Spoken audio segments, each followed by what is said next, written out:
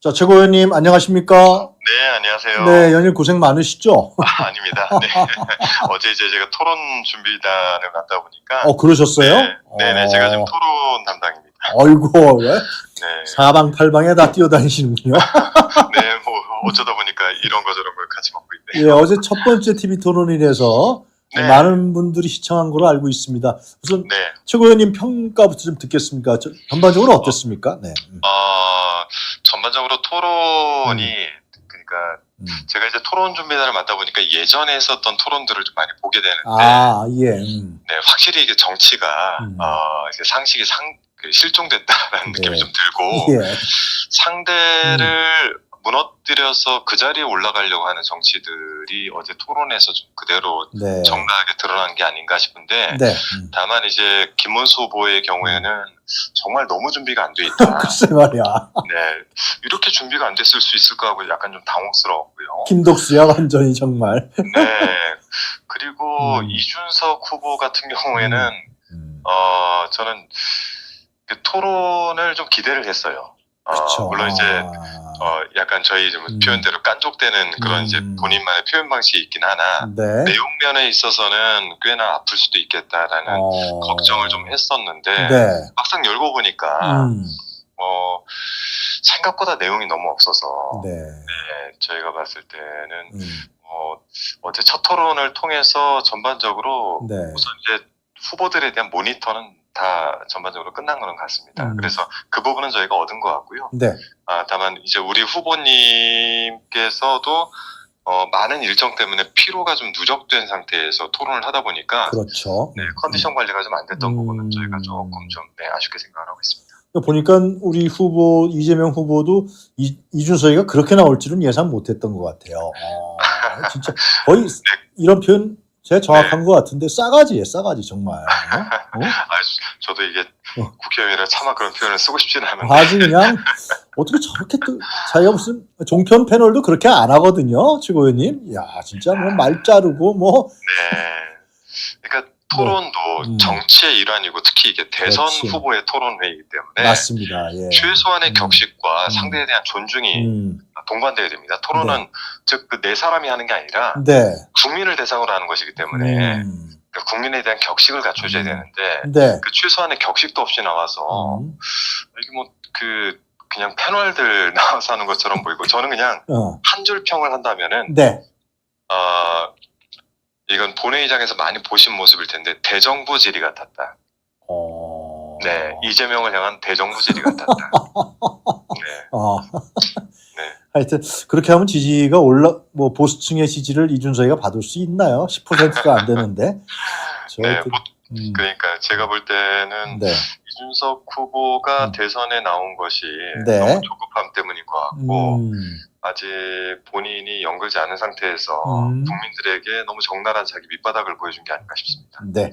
자, 그 커피값 120원 문제도 어제 토론에서 정확하게 해명이 됐습니다, 의원님, 그죠? 네. 뭐 이거는 저희가 예상했던 질문이고 딱 예상한 정도 수준에서 질문이 나왔는데, 이 질문을 그 정도 수준밖에 할 수 없었던 이유는 이 워딩이 나오는 것이 이제 25년 5월 16일 군산 유세에서 나온 발언이거든요.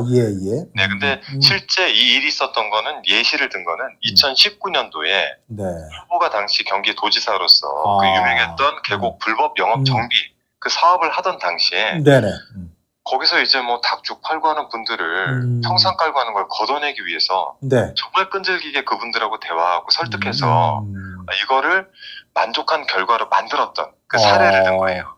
그래서 그렇게 하지 마시고 훨씬 효율도 좋고 그리고 계곡 정비 사업에서 제일 중요한 건 뭐 음식물 쓰레기나 이런 것이 나오지 않도록 하는 것도 중요하지 않습니까? 그렇죠. 네, 그래서 그러한 부분을 예시로 들었던 건데 거기서 정확히 그 부분만 잘라내가지고 그걸 또 그 공격을 해 들어온 거라. 그래서 그 커피 원가 논쟁에 이렇게 빨려 들어가기보다는 진짜 자영업자 편에서 뛰었던 이재명 후보, 그리고 당시 경기도지사의 유능함, 뭐 이런 것들을 저희가 조금 더 잘 어필을 하려고 노력을 했었고요.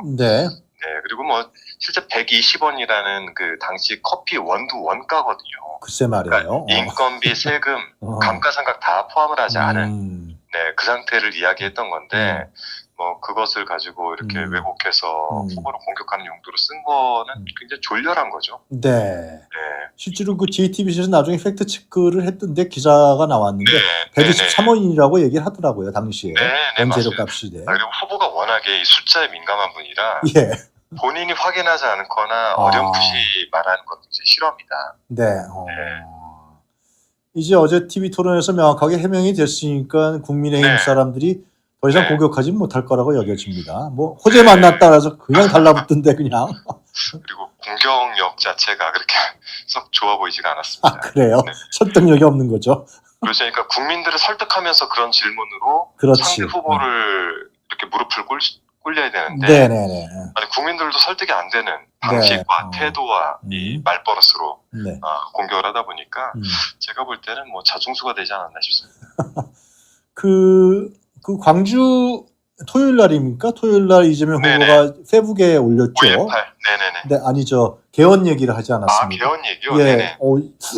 저도 이게 자신이 굉장히 오랫동안 고민한 내용을 저도 자세히 들여다보니까 저희들 관심이 가장 큰 분야이니까 네네.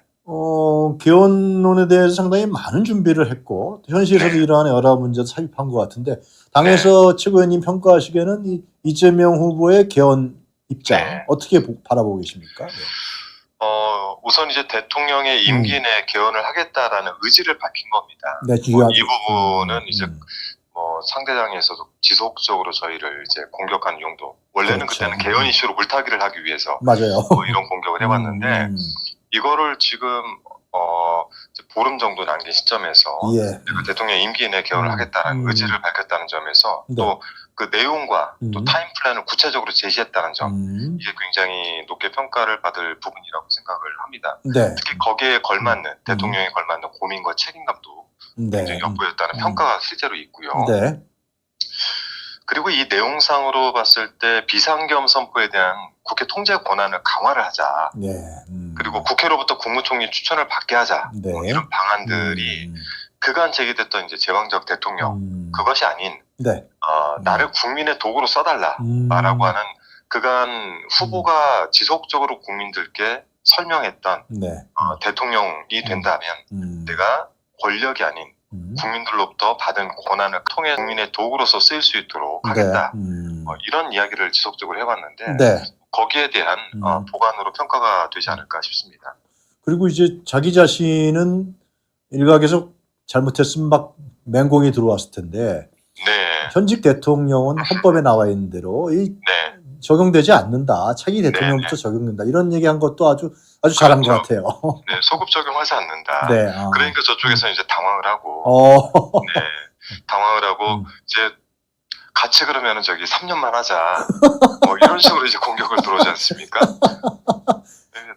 정말. 아니, 국민이 5년 단임제를 생각하고 이제 대통령 선거를 하는 건데. 하여튼 윤석열 생각하는 모양이지 3년만 하자고.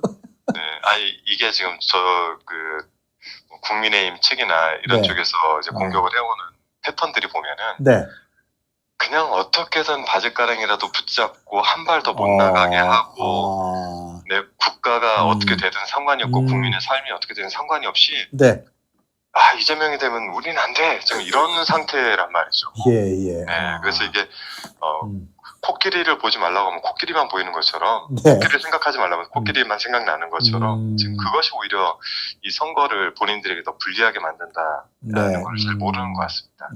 그 연임제와 중임제에 대해서 지금 또 뭐 국민의힘에서 다 끝까지 한다고 하는 거 하던데 이거 좀 설명 좀 해주세요, 최고위원님. 중임제 그러니까 정확하게 얘기하면은 임기를 마무리를 하고 다시 한번 평가를 받겠다라는 것이죠.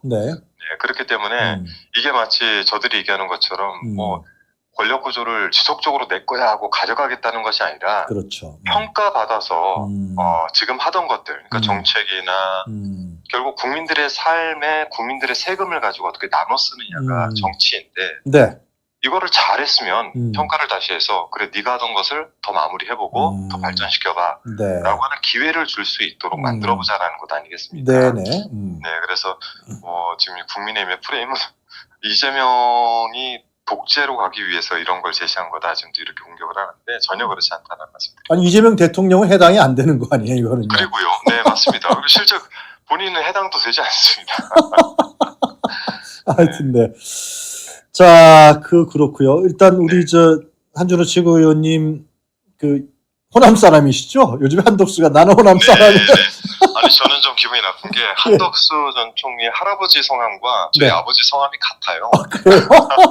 아 그래요? 네, 근데 본인은 그 어렸던 시절에는 전주 이야기를 한 번도 하지 않다가 또 불리하니까 본인이 쓸만하니까 전주 사람이라고 해서 그것도 기분이 나쁩니다. 전주 분들이 원래 상당히 점잖고 말이죠, 그죠? 더 정확히 얘기하면 한시들이 좀 점잖습니다. 그래요. 자, 그럼 이제 광주나 이쪽 유세 얘기하시기 전에 전주 익산도 가셨죠? 정읍.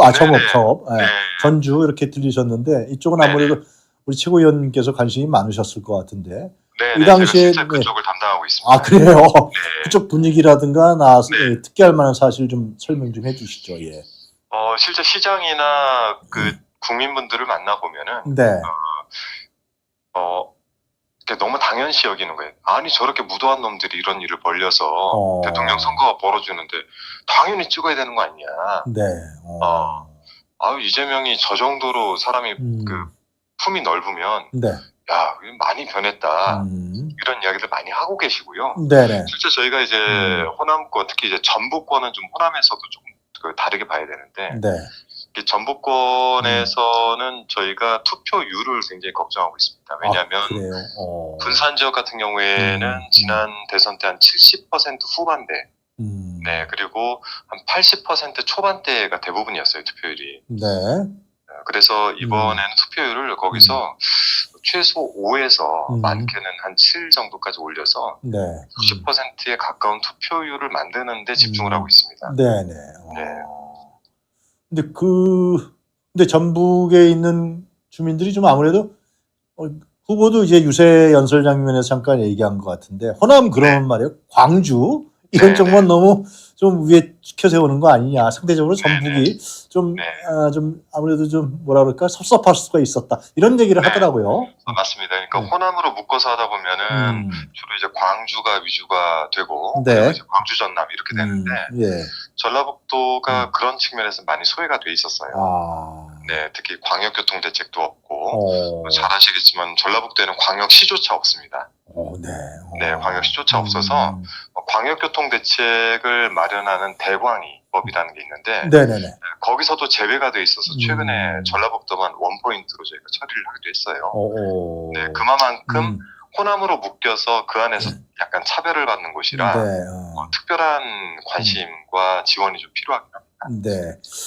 자, 다시 좀 밑으로 내려가세요. 광주 5.18 전야제와 또 이제 민주화운동 기념식, 또 여수, 순천, 목포, 전주 이렇게 후보가 완전히 그 호남 그걸 집중 유세라 그럽니까? 하여튼간에.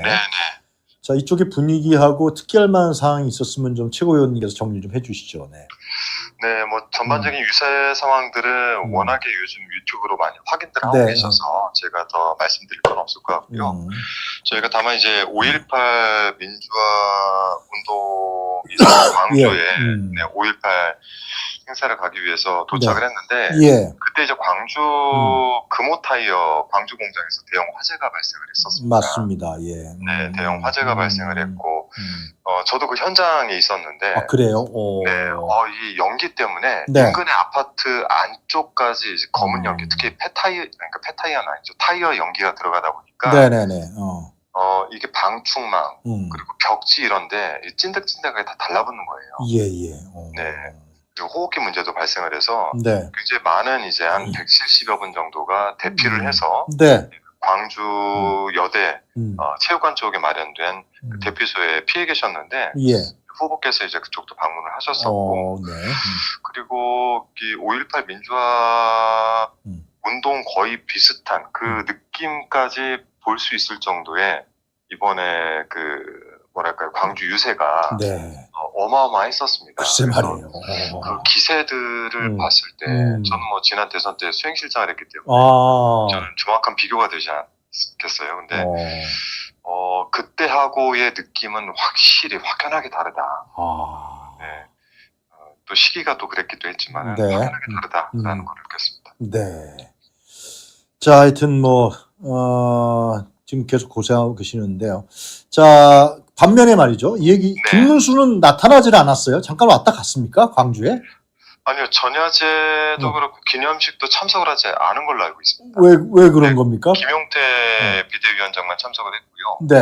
5.18 기념식에 참석을 하지 않았습니다. 뭐 이유는 알 수 없는데, 네. 네, 글쎄요. 본인이 어쨌든 뭐 등 돌리고 완전 180도 다른 곳으로 간 사람이기도 하고, 네. 그동안에 했던 말들이 극으로 워낙 가 있기 때문에, 예. 네, 뭐 여기 나타날 수 있는 용기가 없었지 않았을까라는 생각이 듭니다. 굉장히 이례적인 것 같아요. 그죠? 그리고 대선 후보가. 예. 거기 가서 광주 사람들과 호남 사람들을 자기가 설득하고 모습을 보여야 되는 것이 당연지사잖아요. 그럼 여기 최소한의 예의죠. 왜냐하면 민주주의라는 것이 결국 저희 이재명 후보뿐만 아니라 우리 모두가 사실 5.18을 딛고 서 있다라고 봐도 과언이 아니지 않습니까? 특히 지금의 이제 대선 국면이라는 게 민주주의를 다시 세우고 헌정 질서를 다시 회복하는 그런 국면에 서 있는 대선이기 때문에 5.18 기념식은 단순 그런 기념식 차원을 떠나서 이런 시대 정신들이 담겨 있었던 5.18 기념식이고 전야제였는데 거기에 나타나지 않았다라는 건 결국 그냥 나는 윤석열의 아바타야. 그렇지. 나는 인정할 수 없어. 이런 것들 아니겠습니까? 네. 자, 마지막으로요, 최 의원님이 선거가 이제 2주밖에 남지 않았습니다. 그죠? 네. 그 사전투표까지 생각하면 얼마 안 남은 거죠. 네. 네네. 자, 어떻게 전망하시는지, 그리고 주의할 변수가 있다 그러면 좀 설명해 주셨으면 좋겠습니다. 우선 뭐 여러 가지 면에서 그 내란을 종식하고 그리고 국민을 통합하고 헌정 질서를 회복하겠다라는 저희 이제 캠페인 취지가 국민들에게 잘 전달이 되고 있는 것 같다라는 생각이 첫 번째 들고요. 이 기조를 좀 꾸준히 이어가야 되겠습니다. 그리고 변수로 본다면 두 가지 정도입니다. 하나는 후보 신변에 대한 변수가 하나 있을 수 있고요. 이번 주부터는 저희가 그 주문했던 방탄 유리까지 현장에 투입이 되기 때문에 저희가 좀 더 안전에 신경을 쓰도록 하겠습니다. 두 번째는 이제 남은 변수라고 한다면 두 번의 토론회 정도인데 이 역시 또 첫 번째 토론회를 저희가 반면교사 삼아서 잘 준비를 해가도록 하겠습니다. 제가 뭐 담당자니까 잘 준비하겠습니다. 23일 날이 죄송합니다. 사회분야고 27일이 정치분야죠. 네네. 일단 다른 타 후보들에 비해서 뭐 주제상으로는 상당히 유리한 주제인 건 맞습니다. 그렇죠. 예. 네, 유리한 주제인 건 맞고 제가 이제 후보께도 오늘 오전에도 말씀드리긴 했는데 결국 토론은 국민들을 대상으로 하는 것이고 그리고 토론에 사실 내용이 남을 것 같지만 태도가 남는 것이다 라는 말씀드렸습니다. 그래서 후보가 그러한 태도와 국민들을 대하는 자세를 잘 견지할 수 있도록 저희가 잘 준비하도록 하겠습니다. 네, 이준석처럼 뭐 호텔 경제학 이론이니 뭐 케인스니 뭐 영어 써가면서 그 국민들 제가 뭐 얘기하나 그런다고. 제가 볼 때는 뭐 두 번째 토론회 정도 하고 빨리 접는 게 좋을 것 같아요. 그래요? 네. 후보 단일화하겠다고 나서는 거 아니야? 또 안철수처럼? 지금 상태에서 김문수하고 단일화해서 효과가 날까요? 그것도 의문이긴 합니다만. 네, 알겠습니다. 아유, 그 TV 토론 준비하시느라고 MBC 출신이시니까. 하여튼 고생이 많으시겠습니다. 네, 최선을 다하겠습니다. 네, 최고위원님 고맙습니다. 화이팅입니다. 고맙습니다. 네, 고맙습니다. 네.